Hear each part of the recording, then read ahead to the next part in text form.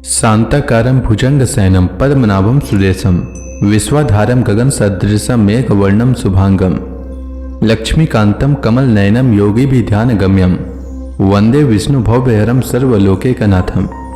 मंगलम भगवान विष्णु मंगलम गरुड़ध्वज मंगलम पुंडरीकाक्ष मंगलाय तनोहरि। ओम नमो भगवते वासुदेवाय।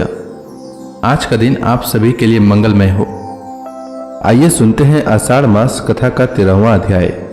कल के अध्याय में मैंने राजा निमि के वंश का वर्णन किया था। आज के अध्याय में श्री सुखदेव जी राजा परीक्षित से चंद्र वंश का वर्णन करते हैं। श्री सुखदेव जी राजा परीक्षित से कहते हैं, परीक्षित, अब मैं तुम्हें चंद्रमा के पावन वंश का वर्णन सुनाता हूं। इस वंश में पुरुरवा आदि बड़े बड़े पवित्र कीर्ति राजाओं का कीर्तन किया जाता है। सहस्त्रों सिर वाले विराट पुरुष नारायण के नाभि सरोवर के कमल से ब्रह्मा जी की उत्पत्ति हुई। ब्रह्मा के पुत्र हुए अत्रि। वे अपने गुणों के कारण ब्रह्मा जी के समान ही थे। उन्हीं अत्रि के नेत्रों से अमृत में चंद्रमा का जन्म हुआ। ब्रह्मा जी ने चंद्रमा को ब्राह्मण, औषधि और नेत्रों का अधिपति बना दिया। उन्होंने तीनों लोकों पर विजय प्राप्त की और राजसूय यज्ञ किया। इससे उनका घमंड बढ़ गया और उन्होंने बलपूर्वक बृहस्पति की पत्नी तारा को हर लिया। देवगुरु बृहस्पति ने अपनी पत्नी को लौटा देने के लिए उनसे बार बार याचना की, परंतु वे इतने मतवाले हो गए थे कि उन्होंने किसी प्रकार उनकी पत्नी को नहीं लौटाया। ऐसी परिस्थिति में उसके लिए देवता और दानों में घोर संग्राम छिड़ गया।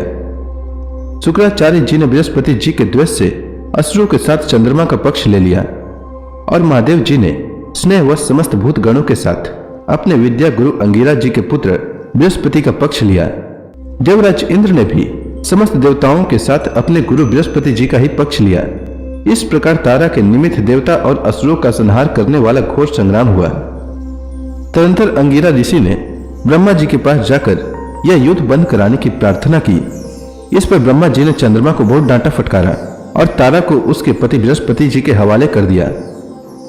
जब बृहस्पति जी को यह मालूम हुआ कि तारा तो गर्भवती है, तब उन्होंने कहा, दुष्टे, मेरे क्षेत्र में यह तो किसी दूसरे का गर्भ है। इसे तू अभी त्याग दे, तुरंत त्याग दे।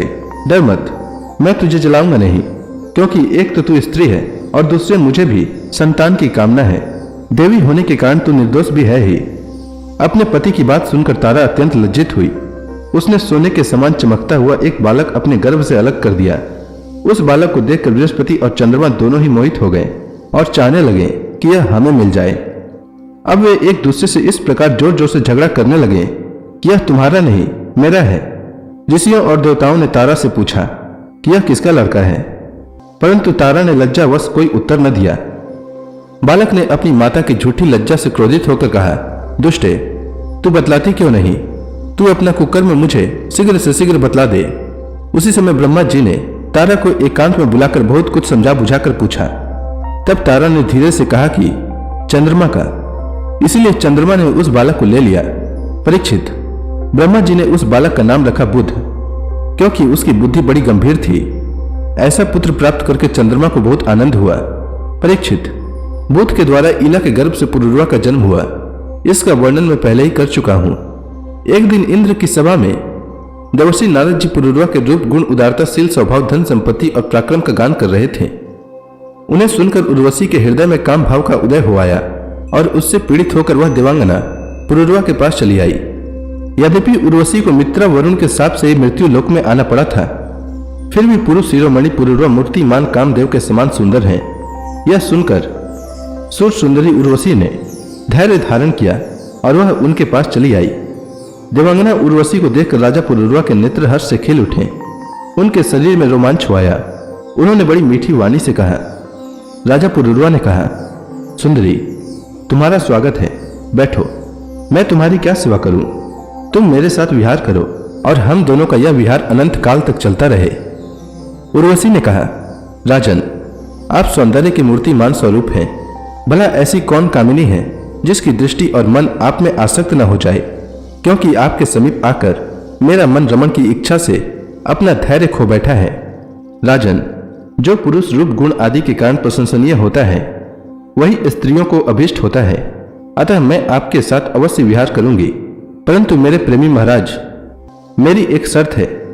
मैं आपको धरोहर के रूप में भेड़ के 2 बच्चे सौंपती हूँ, आप इनकी रक्षा करना। वीर शिरोमणि, मैं केवल घी खाऊंगी और मैथुन के अतिरिक्त और किसी भी समय आपको वस्त्रहीन न देख सकूंगी। परम मनस्वी पुरुरवा ने ठीक है ऐसा कहकर उसकी शर्त स्वीकार कर ली और फिर उर्वशी से कहा, तुम्हारा यह सौंदर्य अद्भुत है, तुम्हारा भाव अलौकिक है, यह तो सारी मनुष्य सृष्टि को मोहित करने वाला है। और देवी, कृपा करके तुम स्वयं यहाँ आई हो, फिर कौन ऐसा मनुष्य है जो तुम्हारा सेवन न करेगा।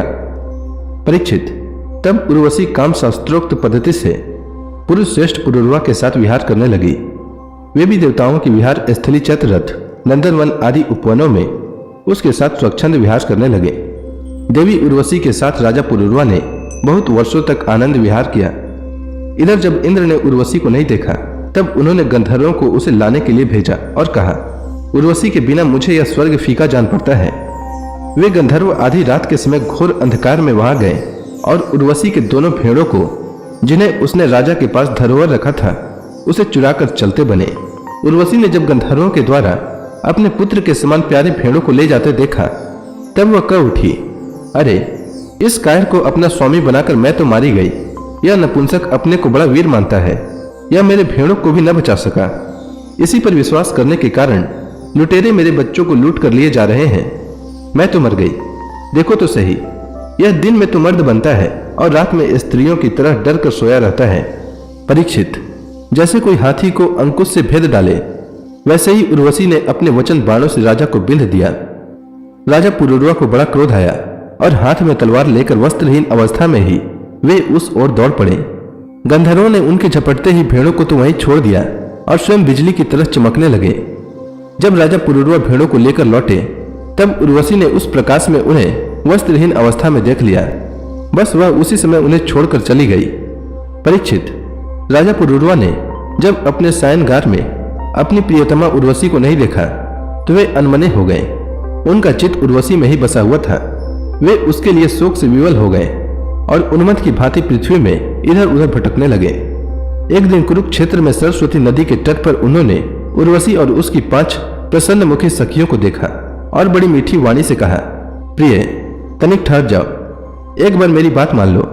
निष्ठुरे, अब आज तो मुझे सुखी किए बिना मत जाओ, क्षण भर ठहरो, आओ हम दोनों कुछ बातें तो कर लें।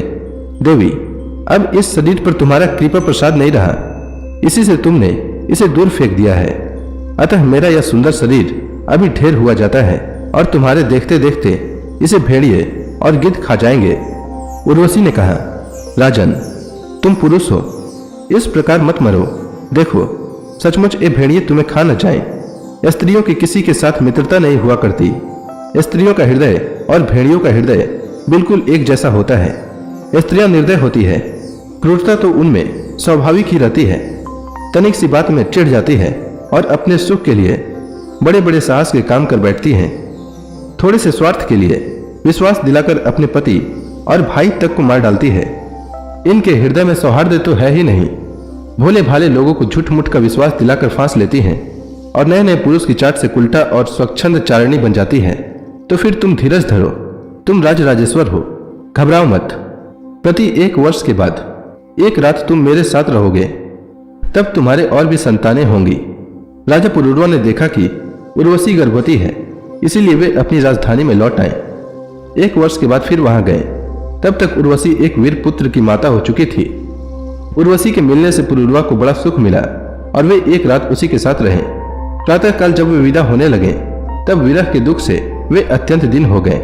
उर्वशी ने उनसे कहा, तुम इन गंधर्वों की स्तुति करो, ये चाहे तो तुम्हें मुझे दे सकते हैं। तब राजा पुरुरवा ने गंधर्वों की स्तुति की। परीक्षित, राजा पुरुरवा की स्तुति से प्रसन्न होकर गंधर्वों ने उन्हें एक अग्नि स्थली दी। राजा ने समझा यही उर्वशी है, इसलिए उसको हृदय से लगाकर वे एक वन से दूसरे वन में घूमते रहे। जब उन्हें होश हुआ तब वे स्थाली को वन में छोड़कर अपने वन में लौट आए एवं रात के समय उर्वशी का ध्यान करते रहे। इस प्रकार जब त्रेता युग का प्रारंभ हुआ तब उनके हृदय में तीनों वेद प्रकट हुए। फिर वे उस स्थान पर गए जहां उन्होंने वह अग्नि स्थाली छोड़ी थी। अब उस स्थान पर शमी वृक्ष के गर्भ से एक पीपल का वृक्ष उगाया था। उसे देखकर उन्होंने उससे 2 मंथन काष्ठ बनाई। फिर उन्होंने उर्वशी लोक की कामना से नीचे की अरणी को उर्वशी ऊपर की अरणी को पुरुरवा और बीच के काष्ठ को पुत्र रूप से चिंतन करते हुए अग्नि प्रज्वलित करने वाले मंत्रों से मंथन किया। उनके मंथन से जातवेदा नामक अग्नि प्रकट हुआ। राजा पुरुरवा ने अग्नि देवता को त्रय विद्या के द्वारा आवनीय, गार्हपत्य और दक्षिणाग्नि इन 3 भागों में विभक्त करके पुत्र रूप से स्वीकार कर लिया। फिर उर्वशी लोक की इच्छा से पुरुरवा ने उन तीनों अग्नियों द्वारा सर्वदेव स्वरूप इंद्रियातीत यज्ञपति भगवान श्रीहरि का यजन किया। परीक्षित, त्रेता के पूर्व सतयुग में एकमात्र ओमकार ही वेद था। सारे वेद शास्त्र उसी के अंतर्भूत थे। देवता थे एकमात्र नारायण और कोई न था। अग्नि भी 3 नहीं, केवल एक था और वर्ण भी केवल एक हंस ही था। परीक्षित, त्रेता के प्रारंभ में पुरुरवा से ही वेद त्रयी और अग्नि त्रयी का आविर्भाव हुआ। राजा पुरुरवा ने अग्नि को संतान रूप से स्वीकार करके गंधर्व लोक की प्राप्ति की। तो इसी के साथ श्रीमद् भागवत महापुराण में वर्णित चंद्रवंश का वर्णन नामक यह अध्याय समाप्त हुआ। इसके आगे ऋचिक, जमदग्नि और परशुराम जी का चरित्र मैं कल के अध्याय में सुनाऊंगा। तब तक के लिए भगवान हरि का नाम लेते रहे। तो प्रेम से बोलिए भगवान विष्णु की जय, श्री कृष्ण भगवान की जय, समस्त देवी देवताओं की जय।